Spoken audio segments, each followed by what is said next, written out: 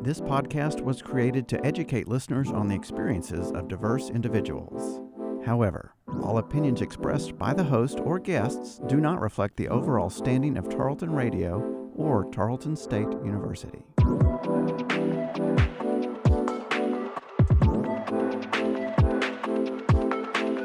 Hello, everyone, and welcome to Making Space, a Diversity Dialogue. I'm your host, Cole, and this is a bi-weekly podcast where together we'll have questions answered about socially sensitive topics while learning how to create lasting relationships with diverse people. Now, I really would like to preface this episode before we get too far into this topic by saying that we are going to have a sort of discussion. There might be a mention of sex and sexual assault. So if those topics are sensitive to you, please take the time you need. If you can't listen in, you can join us next episode. Just take the best care of yourself that you can, and it's always okay to leave if you need to. But now that we've discussed that part, I'll get into the topic for the episode, which is consent. We'll go over some commonly published things about consent, the common notions we have about consent, as well as why teaching consent early is a good idea and why consent is important, and how you even get started with teaching consent and how you relearn yourself what consent really is and how to reteach yourself how to go about permission asking and personal boundaries and all of that. But my guest for today, the one helping me out, is Caris Thetford from Tarleton's Student Counseling Services. Hi, how are you doing? Hi, I'm doing well. Thanks so much for having me. Can you tell us a little bit about yourself and your role here at Tarleton? Yes, I sure will. I'm the Assistant Director in Counseling Services, and in that role, I oversee our substance abuse and violence prevention efforts for campus. And then I'm a licensed counselor, and I carry a clinical caseload. And even that phrase, substance abuse and violence prevention, is pretty broad. And so when we're talking, especially about violence prevention, what we're really talking about are the forms of violence that are based in power and control. Okay. Sexual assault, domestic violence, we sometimes call that intimate partner violence or dating violence, and stalking. And we know that all three of those forms of violence are connected. And even those terms cover a really broad range of behaviors. But I work on the prevention side, so helping our community think about and understand how these acts of violence happen in our community, how we create a safe and healthy community, how we reduce the rates of violence, how we look out for each other and keep each other safe. So what are some things that you've done? Is it through the community as a whole, like Stephenville, or is it just specifically Tarleton or Tarleton students? Good question. So my focus is the campus, but I work really closely with our local victim services agency, Cross Timbers Family Services. In Texas. In every county, there is an agency that provides services for victims and prevention services that are funded through our state governor's office. And so for us, that's Cross Timbers Family Services. In Fort Worth and Tarrant County, I work quite a bit with One Safe Place. And so I collaborate pretty regularly with different community partners, but my primary focus is on our campus. And some of the things we've done during the time I've been in this role, we've launched bystander training for campus and had a really beautiful response from our community as we've engaged our community in those trainings. I do a lot of trainings and conversations in classrooms about just a wide range of topics, from what we're talking about today, consent, to healthy relationships and early warning signs of domestic violence, and sometimes kind of peeling back the layers of these different forms of violence. What does this really mean? How do these things begin? What are the early warning signs we can all look for so we can interrupt it if we see indicators that there might be a problem? I sit on our campus Title IX committee that's chaired by our campus Title IX coordinator, Darren Keith. Our offices work really closely together. I work a lot with our campus police department. So a lot of different initiatives. Our office oversees some of the bigger initiatives that we do during October for Domestic Violence Awareness Month and April for Sexual Assault Awareness Month. So just lots of different things throughout the year. Right. Oh, that's great. That seems like great work. Is it often like seen well by students? Is it taken well, or do you see a lot of change when you do those classes or work presentations? And I feel like the work is pretty well received most of the time. I've seen some really beautiful things come out of some of our conversations and the training we've done around campus.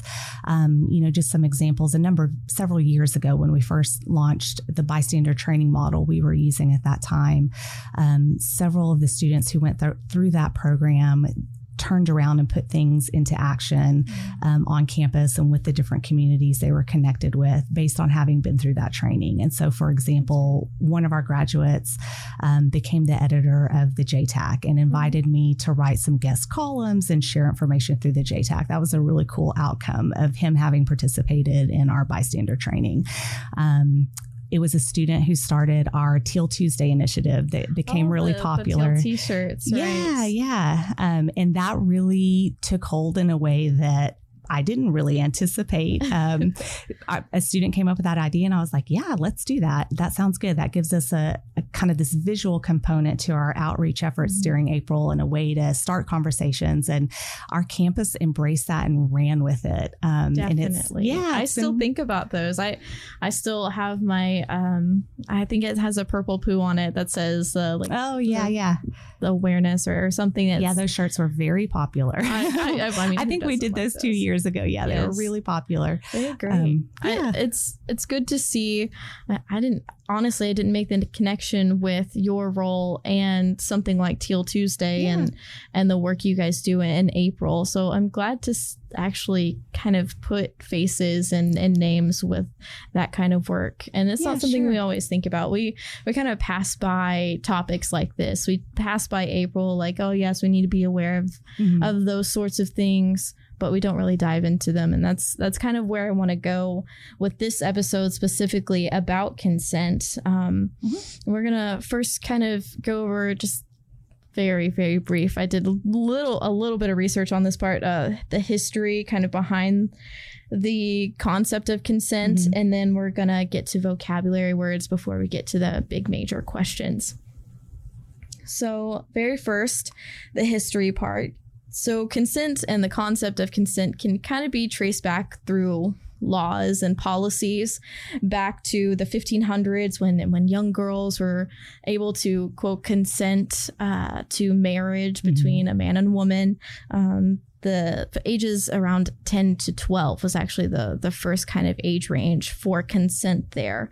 But when we're talking about consent now, we're really talking about what we've seen following the Me Too movements and that social movement talking about bodily autonomy and being able to give consent to other people about what kind of activities you take place in or participate in. Yeah.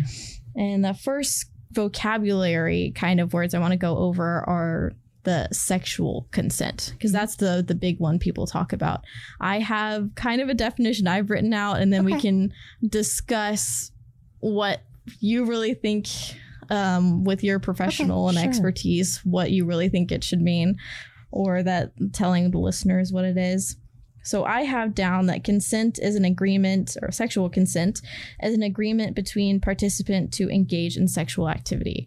Is that in the realm? Yeah, I think that's a good and very kind of broad way to think about it. Yeah, it's very broad. Yeah. And, I think you said something important earlier. You said consent is a concept, and then you kind of narrowed down to sexual consent. So I'm going to go backwards a little bit and kind of revisit that the concept of consent isn't new. And it's something really that most of us already practice and engage in a pretty healthy way. And we haven't maybe thought about it until some of these things that you've talked about. So as a society, I think we started paying more attention to the topic of violence, and particularly sexual violence, as student victims started bringing lawsuits against their schools under Title IX a number of years ago because they'd been harmed by another student, reported it, and their schools either didn't do anything or didn't respond appropriately and didn't hold the person who caused harm accountable. And then from there, we have seen over the last several years some very public cases as Right. with, Harvey Weinstein, Bill Cosby, Jeffrey Epstein, Larry Nassar. We've seen these very high profile cases come to light. Some have had a criminal component, some have had civil, and everything in between. And then, of course, kind of overlapping with that, then the Me Too movement. So, we've had these things happen in our culture that have really drawn our attention to that and challenged us to wrestle with how in the world did this happen? And especially with these specific cases that I mentioned, where we're talking about people who have this serial predatory behavior. How did that happen? How were they allowed to do that for so long? How were they able to keep their victims silent for so long? And we've had to grapple with that. And some good things have come out of that. These aren't comfortable topics to talk about. They're not fun to talk about, but also some really important things have come from that. And so consent now, when we think about consent, I think we tend to kind of attach that to sex and sexuality. Definitely. And that's not a bad thing.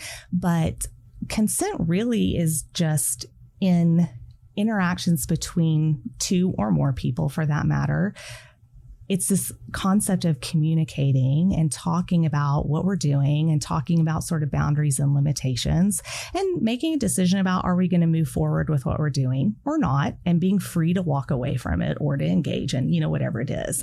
So, you heard me say earlier, I'm a licensed counselor. And in my field, in the mental health field, we have this concept we call informed consent that has nothing to do with sex. I definitely have heard that before, especially like healthcare wise. Absolutely, yes. So within the mental health field, healthcare, the legal field, it looks a little different in each field, but every licensed profession with any of those fields has this informed consent practice. And so as a counselor, when I have a new client, first of all, they're going to see information about consent in their paperwork, but then I'm going to talk to them about, here's what the counseling process is. Here's how I approach it, kind of my theoretical orientation, how I approach it. What we talk about is confidential, but there are some limitations to that. And we're going to talk about what those limitations are so that my client knows as we begin our conversation, here's what I can and can't keep completely private. And it's not many things that I would break confidentiality for, but there are a few, and they're pretty similar from one profession to another, right? Like disclosures of child abuse. You have to report that. Even in the legal field, we think about, attorney-client privilege. Yes, that is applied a lot, especially when you're talking about counseling. You think, oh, well, on TV, they're not allowed to say anything if I don't want them to. Which is true most of the time, but there are some limits to that. So I'm going to explain that to my clients so they know that. And so they know, if one of these few topics comes up, that could mean, depending on the situation, that I can't keep your information completely private. So there aren't any surprises. So they understand how I approach counseling, and they have a chance to ask questions. And then again, they can choose to continue and to engage in the process, or then say, nah, no thanks, it's not for me. and that's ongoing. Right. So I may meet with a client for an initial session, and we have a really good session, and we make an appointment for them to come back in a week, and they are free to choose whether or not they come back to that session, because they're an adult and they have autonomy and they don't have to come back. And so, that's kind of in a realm that has absolutely nothing to do with sex, but it's the same when we're talking about intimacy and sex in any of its many forms, kind of any kind of sexual activity. It's all about communication and being respectful, even in a casual encounter, even in a casual hookup, being mindful of boundaries, entering into those interactions in a respectful and a healthy way. There's a healthy way to have a casual hookup. There's a healthy way to have a long-term relationship, and everything in between. I like the concepts you had started to bring up about boundaries and almost rule setting, because the next couple things are going to be bodily autonomy and personal boundaries. So you kind of gave some good example of what you would see as like a boundaries. So rules that you set aside for your clients, or the way it has to go from the exchange from counselor to client. Those are rules and boundaries. And personal boundaries, from what I have here, are just limits or rules set for ourselves and others, like within relationships within relationships. So I think we've kind of talked about that. We fit in that. Yeah. One thing I did add from the other research that I've done are personal boundaries. We put up personal boundaries to protect our minds, bodies, and emotions from others, and that could mean trauma from the past. Yeah, from the past. So, what can you kind of say about personal boundaries to the listeners? I could probably talk about that for about 3 hours, which nobody wants to listen to. I talk a lot in my clinical work with clients about boundaries and about healthy boundaries. And honestly, really, even before I was in the counseling center, I was in career services at Tarleton. Right. And often as I was engaged in career counseling with students, and one of the tools we would use was the Myers-Briggs type indicator assessment. Yes. Yeah. I remember that. I can't remember my letters, but I remember taking it. Yeah. And so often as I was going through that and talking about what these things mean and what it means, to a student, sometimes the discussion would come up about relationships and about boundaries. So, I talk a lot about boundaries and about healthy boundaries. Mm-hmm. Some of us do a really beautiful job of setting boundaries and honoring boundaries. And some of us struggle with that for a lot of reasons. If you're a people pleaser, setting boundaries might be challenging. If you're, the person that all your friends come to when they need a shoulder to cry on or somebody to listen to, that can be a really beautiful thing. But that might also mean you need to think a little bit about having some boundaries so that you're taking care of yourself and of your business. And, there's some socialization that comes into play with this a bit too. And, without going down too many rabbit holes, certainly sometimes we see some gender differences with this where women are often encouraged more so than young men to, be good listeners. And that doesn't mean it doesn't necessarily come naturally, but there's certainly some socialization there as well of being giving and being compassionate and empathetic. Your boundaries almost, if we're talking in the form of boundaries right now, your boundaries almost have to be a little more lax if you're a woman. Mm-hmm. Yeah, sometimes I think there's an expectation of that. And there's value sometimes, for women to kind of relearn putting healthy boundaries in place. And that can also mean not only learning how to set boundaries, but the second piece of that is learning how to be okay if somebody doesn't like a boundary that you put in place. If you're the friend that's always available and somebody in your friend group has really latched on and you're their person they always come to and they're telling you all this stuff that's beyond really your capacity to deal with. And maybe you've tried to encourage them. It might be helpful to go talk to somebody, but they don't want to because they're really comfortable with you. Yes. If you put a boundary in place and make yourself less available, your friend might not like that. Mm-hmm. That might really upset them. And they might, you might see that. And also, that's not your problem. That's a hard thing to think about. Yeah. And I'm definitely that person that's like, well, they're upset, so we should just talk about it anyway. Sure. or things like that. So I completely understand that hesitation to set boundary there. Yeah. And that's a conversation I have a lot because, again, a lot of us, we're empathic and we're caring and, we don't want to shut somebody down if they're struggling. And again, that's not bad or wrong, but that piece about being okay if you need to put a boundary in place with somebody and that somebody doesn't like it, at the end of the day, that's somebody's problem. Right. And it's not your problem. That can be really hard if you're a people pleaser and Mm-hmm. And if you like people and you're sort of used to, being that empathetic friend, the first time you kind of put those boundaries in place, that can really be challenging. And it's also worth it so that you have the time and the energy to take care of yourself and to focus on your school and your social life and your hobbies and to not give everything that you have away and there's nothing left for you at the end of the day. Right. That's very important. That kind of goes over why personal boundaries are important. Mm-hmm. You need to make sure that you protect yourself and you take care of yourself first. I know that's a a big thing that we talk about in any sort of mental health care. We had an episode about mental health care recently, but we talked about, you have to put yourself first, and it's not a selfish thing to do, but make sure that you are healthy, and Absolutely. Personal boundaries are important. Yeah, and they're important in intimacy as well. We've kind of talked about sort of generally and kind of within friendships, but again, it doesn't really change when it comes to sex and intimacy. Right. You want to be able to communicate with your partner and to check in with them and to let them know if you want to try something and see if they're open to it, or if you really don't want to try something, and being okay with saying, no, that's not my cup of tea, or, right. I just don't feel like it. So, we want to be able to do both things, to be able to articulate our own boundaries and speak up for ourselves, but also to pay attention to and really make sure we are respecting our partner's boundaries as well.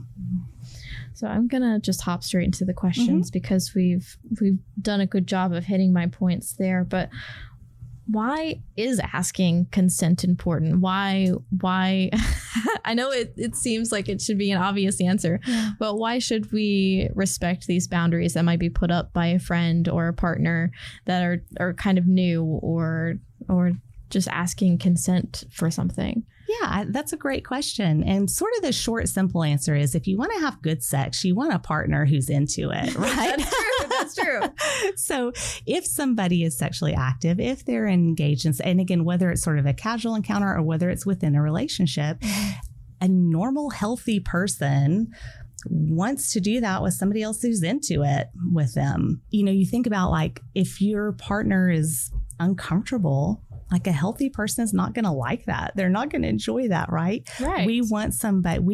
Sex should be, if it's healthy and if we're doing it right, it should be fun and it should feel good. And that can only happen if your partner is as enthusiastic as you are, right? That makes sense. We talk some out of our office about healthy sexuality, which is not a topic that we're necessarily real comfortable or familiar with. When anything revolved around sexuality and sex, it's hard to talk about. Yeah, it's hard sure to talk is. about. It is. Let's say that we kind of understand why consent is important and why we should start asking for consent if we haven't already been doing so with partners, with sexual partners, with friends, what have you. When do we know to ask? When should we ask consent for things? Great question. And I think, a couple of things to kind of be aware of when we're thinking about consent and interactions. Again, I'm going to come back to, as human beings, we are hardwired for connection with other human beings. Many of us have heard about these really cool things called mirror neurons, right? That there's this sort of this newish area of discovery as we're learning more and more and more every day about the brain. And, it's just one more piece of the puzzle of how we are wired to be tuned into other people. We are social creatures by nature. So most of us are pretty able to gauge another person's interest in us, whether or not they're into something. And again, even outside of sex, like, if we ask a friend if they want to do something and we're with that friend in person, right? And we ask them if they want to do something, like, we can kind of tell most of the time from their facial expressions and their body language if they really are enthusiastic about what we're pitching to them, or if they're like, let's go get a pedicure instead. I don't want to see that movie. It looks dumb. Like, we can kind of see that on their face and in their body language. And that's a super simple example. But, that we get weird about it when we think about this with sex, but the same is true. Like, we can tell most of the time if somebody is into what we're doing or not. If there's certainly, if there's ever hesitation, because there may sometimes be situations where things really are kind of murky or we can't tell, it's important to check in, right? If we ever guess ourselves, if we ever second guess ourselves, it's important for us to just check in. Hey, is this okay? Are you feeling okay? Do you want to stop? Any of those kinds of questions, just checking in and making sure that our partner's still into it and we're giving them the chance, if something has happened and they're wanting to back off of what we're doing, that we're giving them the chance to do that. I think one of the reasons the topic of consent has kind of gotten more attention and become a hot topic. And it is ultimately, I think it's a good thing that we're talking about consent and kind of challenging people to really think about. More visible now. Yeah. Are you being sure that you're checking in and you're honoring consent? But one of the reasons is when we hear about something as awful as a sexual assault, there's a very human tendency to want to believe that there must have been a misunderstanding. Somebody must have misread something. Right. Again, a healthy person isn't going to immediately jump to, oh, somebody's a predator, because we don't think that way as healthy human beings, right? We want to try to make the connection with people and say, well, it was an accident. Absolutely. And there's some really intriguing research that indicates that one of the reasons we engage in victim blaming is for that very reason. It helps us to maintain our belief in a rational world where if something awful happens, it must be because somebody made a mistake, somebody let their guard down. Like it can't possibly be because somebody is actually predatory and enjoys causing harm. Right. And that's very normal. It's not okay for us to blame victims. It's not okay for us to not let victims speak to us and hear their story and listen without judgment. It's not okay for us to act on that impulse. But it's also okay for us to understand that it's pretty normal for that to be sort of a first gut instinct of surely not. That means we're healthy in some ways, right? So we want to be careful about that. If we're aware of that dynamic, we can make sure if somebody does come to us and say, I've been hurt, that we don't blurt out something harmful. So it's important for us to be aware of that dynamic. But it's also helpful to know that that's a pretty normal tendency to want to believe that a mistake happened. Also, if somebody's accused of causing that kind of harm, they are going to say, I did not mean for that to happen. Of course, I didn't intend to cause harm. Right. And again, certainly there are sometimes situations where there really is just miscommunication or, missed signals or whatever.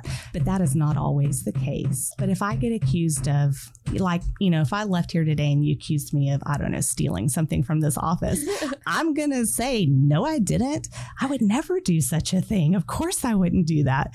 Right. And so it's the same within this realm. If somebody's accused of causing harm, they're going to say, oh, I thought my partner was I thought this was consensual. So if you make sure by asking and checking in, like you said, checking in with your partner to make sure that everything was okay, you're clearing up that miscommunication if there was any or anything like that. Or if you did misread something, you're making sure before you make an assumption. Really is what it comes down to. We don't want to make assumptions and move forward doing something when maybe our partner really isn't comfortable with that. So when we're talking about consent, we're also talking about personal boundaries. How do you go about, say you're in an already established relationship, how do you go about setting those personal boundaries if maybe things have happened before and you're like, yeah, I tried it then, but I don't really want to do that anymore? How do you set those personal boundaries? How do you start by doing that? Yeah, good question. I think kind of like you just said, speaking up and saying, look, I was willing to give this a try, but I didn't like it, or I'm not comfortable with this. Being willing to speak up for yourself. And again, sometimes it might be helpful to access something like counseling. If a person really struggles with that, it can be helpful to go get some help with that and to learn and kind of get some practice in that counseling environment of saying what you need, asking for what you need from a partner, talking about what your boundaries are so that your partner is clear. And if you're doing your part as one half of that relationship to be really clear about what you like and don't, what you are and aren't comfortable with, hopefully your partner's receptive. But if they're not, that's a different kind of problem, right? If your partner is not respecting your boundaries, if they're dismissive when you say, I don't like this, and they tried anyway, that's a red flag for some really unhealthy behavior. So I know we just talked about partners, and you really have to think about your personal boundaries and if they're okay with you setting those personal boundaries. Hopefully they are. But what about outside romantic relationships? Who should you set boundaries with? Do you just set boundaries with your partner? Who else do you set boundaries with? Great question. You should set them with everyone. We want to have really healthy boundaries with everyone. Your question makes me think about a example from years ago when I was working in a different community, and I supervised a group of volunteer advocates in this nonprofit that I worked for. And they all had my cell phone number so that they could contact me because I traveled a lot and I was out of the office a lot. Sure. Anyway, one of them called me late in the evening, and I answered my phone, and I was talking with my supervisor about it later. And I was like, so-and-so called me, and it was not an emergency. It could have waited. I said, I answered. And she said, and you reinforced that behavior. And I was like, darn it. Correct. I did. Yeah. And that was a lesson to me of how to set back something as simple as not answering my phone when I am at home and on my personal time, not answering my email when I'm on my personal time, turning my phone off when I'm on vacation. And I'm smiling because we just talked about before the podcast that I just came back from vacation. Yes. So being unavailable when I'm on vacation and making, in a professional sense, obviously making arrangements for while I'm gone, if one of my clients needs something or so forth. But I can be out of the office and the office is going to survive without me there. My colleagues can take time away and we can manage the office while they're gone so that they can be disconnected. I'm really conscientious about, and again, just kind of talking broadly about examples outside of relationships. I try to be really conscientious that most of the time I'm not sending emails at some unreasonable hour, because that kind of creates an implicit expectation of working at unreasonable hours. Yeah, we have this tendency, especially now with social media and the access to basically the world on our phones, to this tendency to want instanticity, which is the instant gratification of, oh, that person saw my message, so they should answer. Absolutely. Yeah. And, sometimes even if I do, like my boss who was on this podcast, I think a few weeks ago, was on vacation before I was. And I sent her an email about something because we weren't going to see each other for a while. But the very first thing I said in it is, if you're reading this, stop reading it. It's not urgent. I just want you to have this when you get back in the office, because I'm not going to be here. And it was something I wanted to make sure she saw before waiting until I got back from my vacation. So, I try to be really conscientious about those kinds of things. With family, hopefully, the ideal situations, we have healthy, loving relationships with our family members. But even then, sometimes it's important for us to have boundaries. If you've got a family member who's blowing up your phone at all hours of the day and night, maybe it's worth thinking about turning the phone off at a certain time, being unavailable at a certain time. And again, thinking about how you navigate that with them. I was in the library and I was studying and I don't have great signal. I'm not going to be able to answer my phone when I'm in the library getting ready for a test. Your family member might not like that, but again, that's your family member's problem. So like sometimes we need to think about how we do that in some ways with our family. Sometimes we talked a little bit earlier, we need to think about that within our friendships of how available are we making ourselves in our professional lives. How available are we making ourselves, and what are we expecting of other people? And is it really reasonable? So kind of, again, always looking at both sides of that coin of honoring and respecting other people's boundaries and also monitoring my own so that I'm not burning myself out. Right. That's really important. Me specifically, I have a hard time with burnout. But now that we're talking about it, it's time to start retraining ourselves about how to really manage our own personal boundaries and other people's boundaries. Because maybe they have gotten to the step where they're okay with hey, I really have to turn my phone off now. I can't talk to anyone. I got to get back to this message when I am mentally and socially available to talk to you. It's really important to retrain. And I think hopefully listeners will understand that too and understand those concepts. But something kind of related to training and teaching about consent, you have taught a little bit with our age students, so college age students at 18 to 25-ish range. But now we're starting to see a little bit more of teaching about consent in younger kids. Mm-hmm. So as young as elementary, I found even like pre-K. Why is it important to teach it so young? What are we actually talking about when we're talking about teaching it so young? Because, of course, like we said before, people start immediately when they hear consent. It's sexual consent. Mm-hmm. What are we actually teaching our kids that young about consent? Yeah, I love that question. Well, we're not teaching them about sex. That's always a concern, right? Yes, like has definitely been some pushback as we've talked about sort of consent and young children. And like, we're not teaching them about sex, but we should be. Again, most of us, like as parents, or if we worked with young children, are talking to them about boundaries. And we're not using that language necessarily, but it is important that we're teaching our young children to be respectful of other people's boundaries, but to have their own boundaries as well. And that can be as simple as, I have two daughters. They're 11 and 8 now, so they're a little bit older. But like when they were little, we started young with like, maybe they have an argument and then one of them is over it and wants to hug the other one and the other one is not over it yet. And something as simple as, hey, Rebecca, your sister doesn't look like she wants to hug right now. I'm glad that you're feeling better and you want to talk to her, but she's not ready. So, hey, you want to come sit with me or you want to come do this thing with me?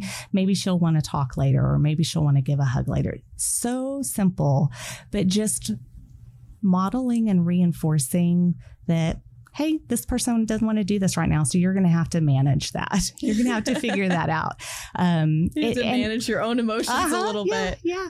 And, I've been really intentional about age appropriately with my girls, talking about, we have some conversations about, you're responsible for the way you feel. I'm responsible for the way that I feel. And again, as they just act like sisters and, sometimes have a ball together and then turn around and they're just raging mad at each other. Yes. Talking through that again in an age appropriate way. But, I hear you, Zoe, that you're mad at Rebecca. It's okay that you're upset, but it's not okay that you're screaming. You need to go take a breather. Let's take a break from each other and we'll come back and we'll talk about this a little bit later. Again, so simple. And I'm not talking about consent and I'm not saying boundaries. I'm just talking them through because I'm the adult in the room. Right. Talking them through. Your feelings are okay, but we have to think about what we do with those. Right. And you may sometimes want to play with your sister and she doesn't want to play and she doesn't have to. You may want to hug sometimes and your sister doesn't want to. She doesn't have to. And so hopefully helping them kind of think about. Right. It's building, it's almost building individuality in kids. And while it seems young to think about kids being individuals, they are. Oh, yeah. And at the same time, you think it's taking away the socialness of a person, like because girls are maybe seen as like the more social, maybe like take care of other people, right? But at the same time, it's creating a more healthy communication. I like that. Definitely, yeah. And even, an area where, again, sometimes there's some interesting conversation is like in interactions with family. And somebody had published an article several years ago, but about how this parent was saying, I don't force my children to hug when we're interacting with family. And I've talked with my family about that. And there was some pushback to that. But again, at the end of the day, I'm quite capable as a parent of teaching my children to be respectful and to greet our family members when we go see family without demanding that they give hugs if they don't want to. Right. That's a way for me to honor their boundaries. And they can still act right. With, in my job, when I meet a new colleague, if somebody told me I had to hug them, I would have very pointed words in response to that, right? Like I greet people all the time and I'm, I think, warm and comfortable without making physical contact. Like it is possible with our children as well. That's hard to think about in the South. Right. Yeah, it is. Because we're all about hugs. Yeah. And my kids are generally huggers, but if there's a time or reason for that, for whatever reason, they don't want to hug, we don't make them, and our family doesn't push it. They are welcome to just say hello or goodbye or do high fives or fist bumps or, whatever. Like there's lots of ways that we can be respectful of and be kind towards people without demanding that somebody make themselves uncomfortable, really is what it comes down to, without demanding that someone make themselves uncomfortable for the sake of another person, because that's not a good lesson. And none of us intentionally ever, again, if we're healthy people, none of us is ever intentionally going to teach our children that their feelings don't matter for the sake of somebody else. But sometimes we may inadvertently do that. If we're saying, you go over and you hug so-and-so, what are we really saying? We're saying, you're obviously uncomfortable and I don't care. You go do this thing because the way this person feels is more important. And again, it's okay to expect of our children that they are respectful, but that doesn't have to include physical contact. It doesn't have to include them, engaging in a behavior with which they are uncomfortable, if that makes sense. Yeah, yes, that definitely makes sense. It's almost this cycle of, you're teaching your kid that sometimes their feelings don't matter. So you should give in to what the other person is feeling, when it's really about establishing yourself as an individual, and you are okay if you want to make this decision. That makes you uncomfortable. That makes you uncomfortable, so you can make a decision to say, I'm not going to do that right now. I care about you, but I don't want to do that right now. Yep. I think that's the overarching kind of lesson to be taught when talking about consent and personal boundaries and having your own bodily autonomy. Definitely. Yeah. What would you say are the most important things about consent that people should know? Great question. I know there's the concept in itself is important to know, but are there kind of pinpoints that you should know about consent, whether it be romantic or platonic? Yeah. I think one of the big things is to, again, recognize most of us already do this pretty well. I think sometimes people almost maybe feel a little nervous about am I doing this right? Or am I going to get this right? And I don't want to cause harm and things are weird now. And, no, they're not. You probably are pretty respectful of other people's boundaries most of the time. Most of us do that most days pretty well. And again, in sort of our everyday interactions, we're thoughtful as we're asking people for their time, their attention, as we're entering their space. Things as simple as, I don't just barge into a colleague's office. If I want to ask them something and their door's open, I ask, hey, do you have a couple minutes I can chat with you about this? Or would it be better for me to come back later? Right? Most of us, I think most of the time are probably doing just fine. And it never hurts to just check in with ourselves about, am I being respectful? And again, sort of in all of our interactions with other people, certainly outside of just sex, am I being respectful in the way I'm handling this? Am I being healthy in the way that I'm handling? Could I do this a little bit different or a little bit better or be a little healthier? And if we're unsure, maybe checking in with somebody about that, asking a close friend, or, if you're in counseling, asking your counselor, hey, this thing happened. And I just wonder, did I handle this well? Should I maybe have done something differently with this?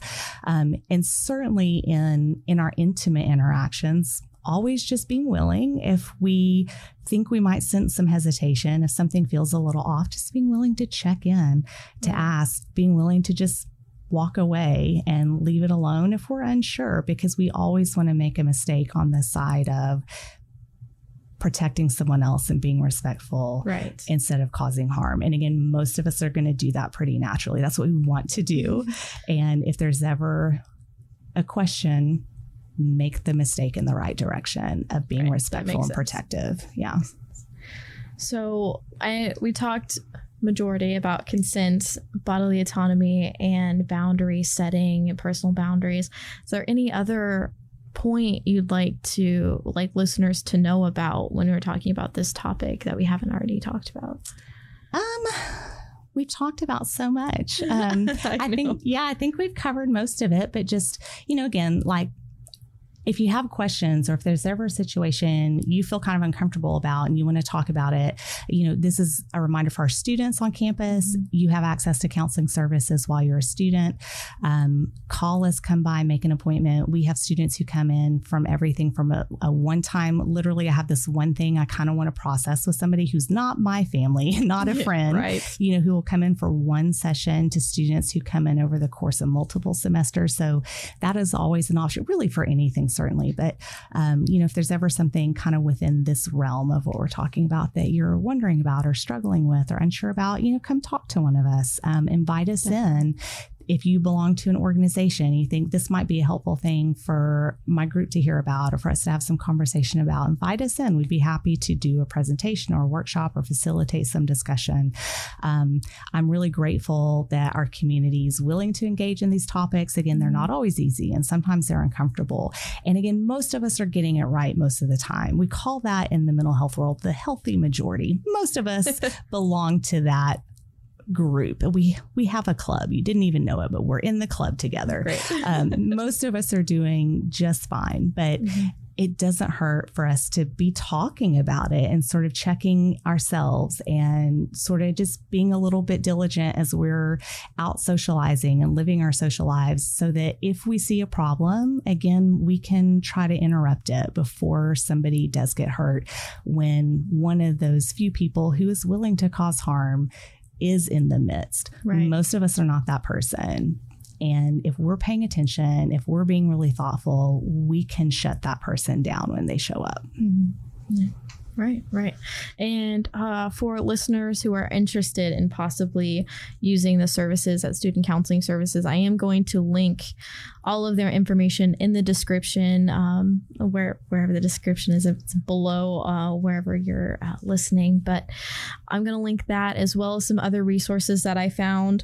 One popular resource that comes up a lot when you're talking about consent is a specific tea video, like drinking tea. And I'm excited to link that below. If you haven't seen it, go back and watch it. It's pretty cool, and it's a good way to really think about consent. I've also included a consent for kids down there.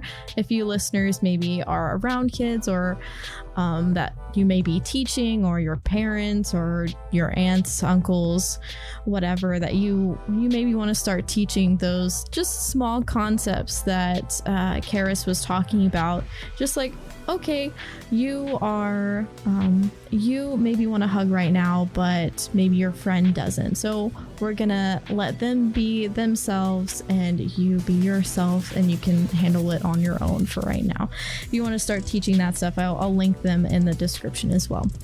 But this was kind of a big topic to conceptualize and really get a hold of, but there's plenty of more information out there. Like I said, I'll link some resources in the description. But for now, if you want any updates on the show, you just follow the social media pages at 100.7 The Planet on Facebook, Instagram, Twitter. We also have a TikTok now if you want updates via that. Thank you guys so much for listening. Thank you, Caris, for coming and talking to us. Thanks for having me. And until next time, folks, be safe and take care.